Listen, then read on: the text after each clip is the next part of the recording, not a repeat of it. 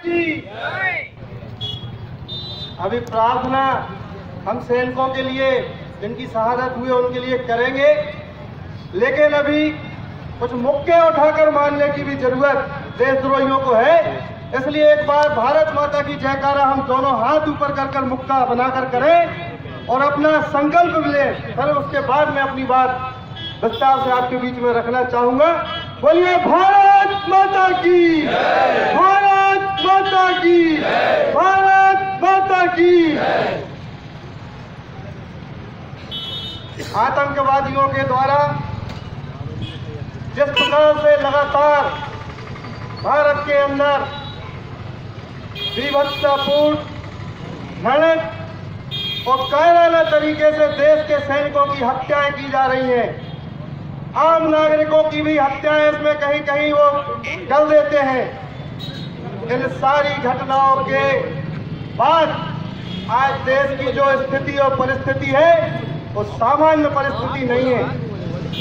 Bharatiya Janata party ने पूरे देश में आज ये आह्वान किया कि जिला मुख्यालयों पर हम धरना प्रदर्शन के माध्यम से अपनी बात जनता के बीच में रखें और जनता की बात भी हम सुने।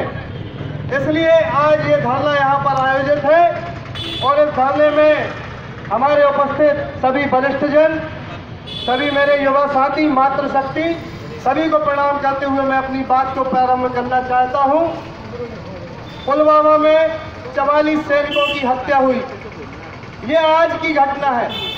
इसके पहले जो चाहे ताज होटल में हमले का मामला हो, चाहे मुंबई का बम ब्लास्ट हो, चाहे रेल को पटरी को उड़ाने की बात हो, कितनी सारी घटनाएं हम सबके बीच में कई वर्षों से चल रही हैं। मैं यहाँ पर इस मंच के माध्यम से ये प्रश्न खड़ा करना चाहता हूँ कि आखिर ये घटनाएं कब तक होती रहेंगी और इन घटनाओं को अंजाम देने वाले जो लोग हैं, जो पाकिस्तान परस्त, पाकिस्तान पोषित जो आतंकवाद है, उसका जवाब आज देने का समय भारत की जनता ने ठाना है। केवल नारा लगा लेने से, मोमबत्ती जला लेने से, मशाल जुलूस लगा लेने से, पुतला दहन करने से अब बात बनने वाली नहीं है। आज नरसिंहपुर की घटना का भी उल्लेख हुआ। ये घटनाएं बड़े स्तर पर हो रही हैं, वो सबके सामने आ जाती हैं, लेकिन जो छोटी छोटी घटनाएं हैं उनको हम दरकिनार कर देते हैं या अनदेखा कर देते हैं। आज नरसिंहपुर में बड़ी दुखद घटना हुई।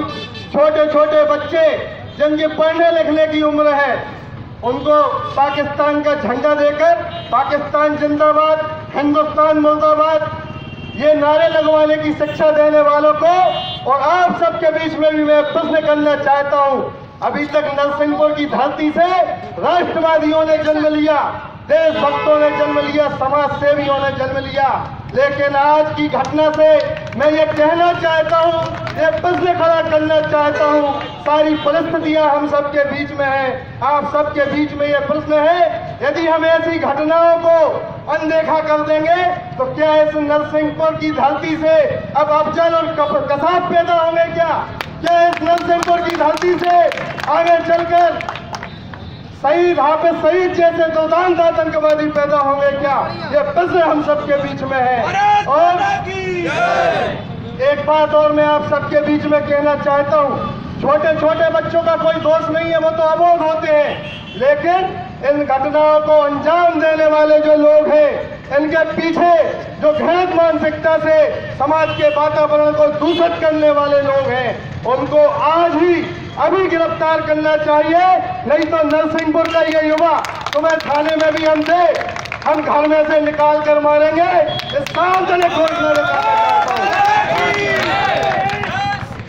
प्रशासन के बारे में भी पिछले पुतला दहन में भी मैंने कहा था, आज की घटना भी हमने देखी। जब हम रिपोर्ट कराने के लिए वहां पहुंचे, कानून का हम सम्मान करते हैं, सारी मर्यादाओं का हम सम्मान करते हैं और मर्यादाओं का पालन करते हैं, परंतु हमारे कुछ मित्र जिन्होंने वो क्लिप बनाई, वो क्लिप बनाकर पुलिस को पहले सूचित किया, पुलिस वहां पहुंची भी, बच्चों को लेकर भी आई, लेकिन उन बच्चों को छोड़ दिया गया।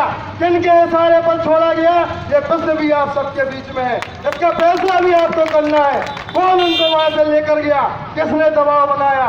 और पुलिस प्रशासन ने जो हमारे वहां पर लोग रिपोर्ट करने गए थे, तो FIR दर्ज कराने गए थे, उनको ही दोषी ठहरा दिया कि आप अमितेंद्र नारोलिया जी वहां गए थे, हम सारे लोग गए थे।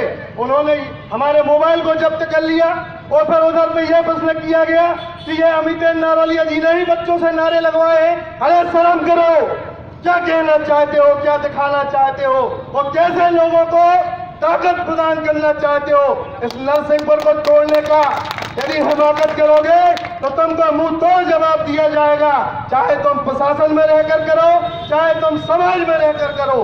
मैंने हमेशा ही राष्ट्रवाद के ऊपर अपनी बात को रखा है। आप सब मुझे बचपन से जानते हैं। दल विशेष की बात नहीं है, ये किसी विचारधारा विशेष की बात नहीं है। जब देश की बात आती है तो सारे लोग एक हो जाते हैं। पुरातन काल में जब महाभारत हुई थी तो वहां पर जब हस्तिनापुर में हमला हुआ था तो युधिष्ठिर ने कहा था कि कौरव 100 अलग हो सकते हैं, हम 5 भाई अलग हो सकते हैं, लेकिन हमारी मातृभूमि हमारे देश पर हमला हुआ तो हम 105 हैं, हम सब एक हैं। बोलिए, आप सब एक हैं?